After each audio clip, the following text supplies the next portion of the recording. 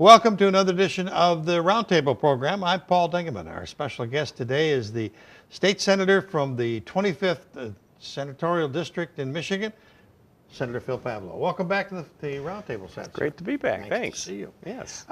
We called you to have you come in because the wonderful election, the quiet little election of 2016 is finally over, and we thought we better get a perspective of the long view of what your thoughts are, what's going to happen in Washington, what's going to happen in Lansing, what kinds of changes do you think this volatile election brought us? Well, volatile is right, and I think most of your viewers are glad that it's in the rearview mirror. Right. And now the real task of organizing a government is well underway, and there's new realities in our political system. And I think that you're going to start to see a healing. I mean, obviously, we are a country that just went through a very deliberate and long drawn-out process to pick our next leader. And the great thing about it is the Republic is strong. There'll be a peaceful transfer of power, and they'll go to work on the challenges and the things that, particularly President-elect Trump talked about on the campaign trail. And I think he struck a chord with America. Clearly, the people in this country are looking for a different direction, and he demonstrated that he would take that path when he became president. You were speaking at the Rotary today, and you mentioned that you thought it was very nice that Obama and Hillary Clinton both came out and and talked. Yeah, I mean, elections are hard fought. They're very emotional, and things get said on the campaign trail, and it's a battle. It really is. But when the election results are in, Hillary Clinton, in her concession speech, wished the best to Donald Trump, as did President Obama, in reaching out to him shortly after the election, invited him to the White House, and offered any kind of help that his administration can be in the transition period. And that's just a hallmark of our great country. The first meeting of the president and the president-elect was supposed to be a short one, just a photo op. Right. But as they said, it went for 90 minutes, and it looked like they enjoyed each other, at least learned from each other. Well, I think it's a new reality, and you have your gladiator suit on when you're going through that, and that suit goes in the closet, and then you have to govern, and it's a very, we have a challenge ahead of us in governing this country, and any help, anybody who will add to the presidency in terms of support, because the country is larger than the person in that office. It's going to be interesting, just as a quick sidelight, you see the hair color change on Obama from when he first went in until today. What's going to happen to that yellow hair? Well, it might get another tint of orange in it, but I don't know where it goes from the color that he has now. But the stress is real, and I'm sure that he's going to approach it in a respectful way. Let's talk about what some of the changes you forecast for the state of Michigan in regard to how the Washington side of it fits in with the Michigan side. Yeah, well, the current President Obama did a lot of governing through executive orders, and that's basically signing a piece of paper, so it'll be written, so it'll be said. I think that you'll see Donald Trump start to undo some of those executive orders early on before the legislative process gets through, and those can be very impactful to the state of Michigan. We all know that our local power plant is being scheduled to be closed down. That was a directive from an executive order, essentially putting a ban on coal and the emissions. This president might look at that a little bit differently. So we'll have to make sure we have an energy policy that's geared to deal with that dynamic. A Michigan policy or a federal policy? It's a federal policy, but again, since Michigan is kind of a peninsula, we have our own unique challenges in terms of generating power and distributing it, transmission. Other states can move power lines across state. We really can't because we're a destination. So that'll have an impact. I think Obamacare is going to be something that's going to land in the lap of the legislature, trying to unravel the changes that come along with that. It was heavily weighted toward federal funding to get the states to come on board with it. Michigan was one that adopted the Medicaid expansion. If that funding is to go away, we have 630,000 new people on Medicaid in the state of Michigan. When that funding goes away, you have to be able to deal with that if it comes down to that. So there'll be a number of issues that will affect state government and legislatures. So do you think the federal government will send more money towards the states to support it, or? Well, I think what you'll see if Donald Trump is true to his vision about, getting rid of the federal mandates on states and turning more of those powers back to the states, which is a great thing. I'm a big states' rights guy. Right, I know you are. Some of that money will come to us, maybe perhaps in the form of block grants, and will allow us to be able to structure the kind of coverage that we need based on our population, based on our healthcare system. And again, the closer you can have that decision to the people that you represent, the better it is. And I think with the overwhelming electoral college success that he had, that's what people are asking for. Okay, bring it down back to Michigan. Yeah. Senator or Governor Snyder is going to be term limited out in 2018. Will any of the things that happened in Washington affect his last 2 years? I think it might, and there'll be a couple places where it does. I mean, the governor will be looking to finish, his last 2 years of his 2 terms in a positive way. So the governor is really focused on the jobs and the economy in the state of Michigan. And if the early signals out of the Trump administration come to fruition, you'll be dealing with tax cuts, which is a good thing for business. You'll see perhaps a strengthening, a deeper commitment of the automotive industry to Michigan. I think the trade conversation that Trump has had nationally about making America first again, those kind of policies really work well for our automotive industry. If anything, they're just looking for some stability and some signal from Washington that this is going to be the pathway. And so I think you'll start to see more of the economic game plan for the governor play out. Senator, you've been chairman of the Education Committee in the state legislature for 4 years now? 6 years. 6 years already. Wow. You got 2 more years term left on that term. Where are you at? Where are we at as a state on the education? Well, the good news is the funding picture is improving. As our economy recovers, we have more money for our school aid fund. That is what the main funding source is. And I think when you look at where Michigan's economy is, when the jobs come back, the families come back, and hopefully we see an end toward the decline in enrollment that's been kind of plaguing most of the districts across the state. So we've got a stable fundamental base in place now. And I think besides the funding picture, we start looking at policies. I think what you are starting to see from the federal government even last year is pushing more of the responsibilities back to states, which is a good thing.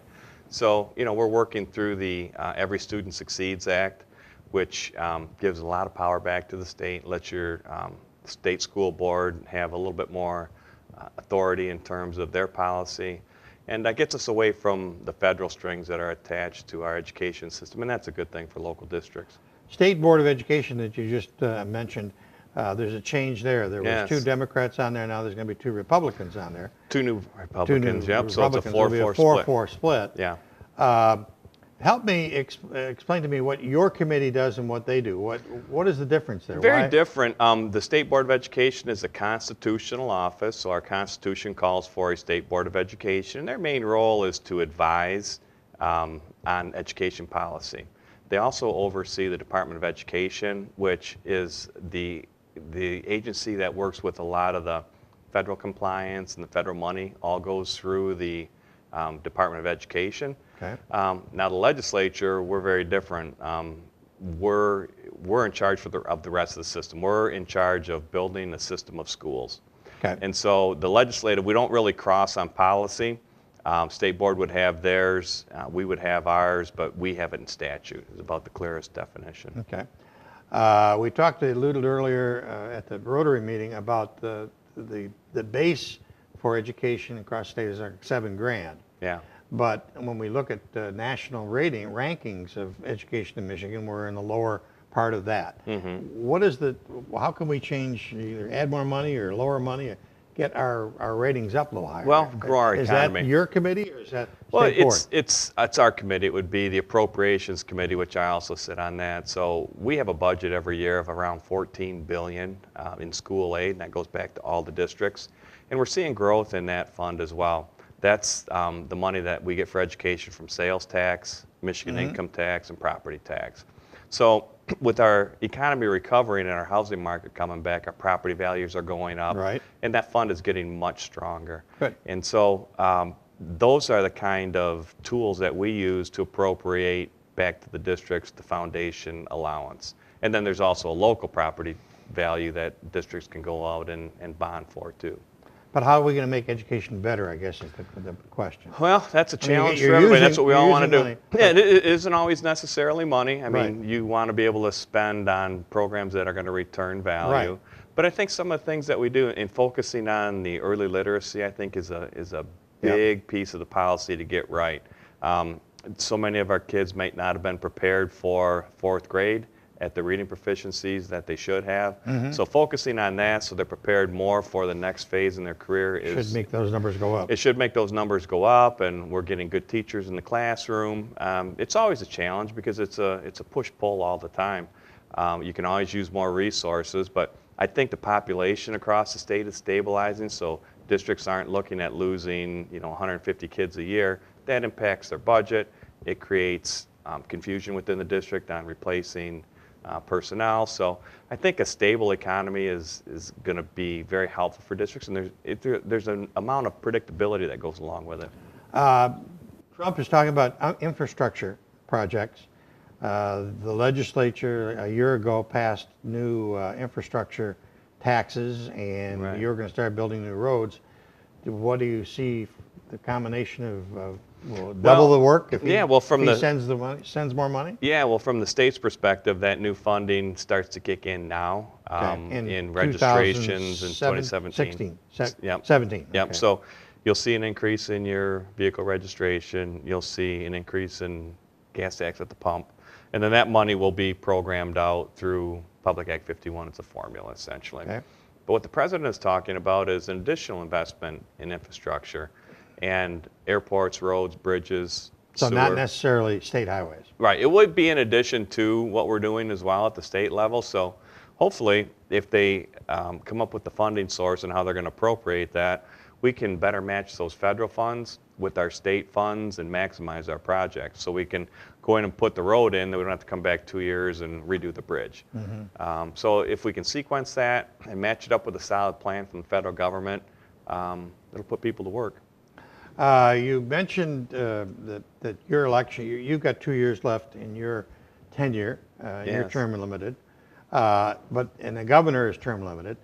You know that we were just over a rough tumble campaign, Yes. but you inferred at the Rotary meeting that we're going to start hearing campaigning again. It will, because the cycle is never cold. It's always somebody moving to the next position, and people are building support. You'll have a couple of key big names that are potentially going to run for governor, Secretary of State, Attorney General. So it'll really start back up again, not at Never a fevered ends. pitch, but it just doesn't end, because the cycle and getting elected statewide is such a challenge, and you've got to be raising money and building early support.